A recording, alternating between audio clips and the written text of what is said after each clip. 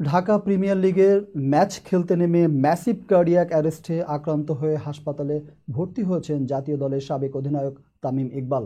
LCx নামের ধমনীতে block ধরা পড়ায় সেখানে রিং পরানো হয়েছে। দেশের ইতিহাসের সেরা ওপেনারের আকস্মিক অসুস্থতায় উদ্বেগ প্রকাশ করেছেন অন্তর্বর্তী সরকারের প্রধান উপদেষ্টা ডক্টর মোহাম্মদ ইউনূস। হাসপাতালে চিকিৎসাধীন জাতীয় দলের সাবেক অধিনায়ক তামিম ইকবালের শারীরিক অবস্থার খোঁজ নিচ্ছেন প্রধান উপদেষ্টা ডক্টর মোহাম্মদ ইউনূস। সোমবার সাভারে বিকেএসপিতে শাহিনপুকুরের বিপক্ষে খেলতে নেমে অসুস্থ হয়ে পড়েন তামিম। প্রধান উপদেষ্টার পক্ষ থেকে তার সহকারী প্রেস সচিব আবুল কালাম আজাদ মজুমদার বাংলাদেশ ক্রিকেট বোর্ডের প্রধান নির্বাহী কর্মকর্তা নিজামুদ্দিন চৌধুরীর সঙ্গে তামিমের শারীরিক অবস্থা নিয়ে কথা বলেছেন। নিজামুদ্দিন তাকে জানিয়েছে, হার্ট অ্যাটাকের পর তামিমকে দ্রুত নিকটস্থ হাসপাতালে নিয়ে যাওয়া হয় এবং সেখানে তার অবস্থা জানতে এনজিওগ্রাম করানো হয়েছে।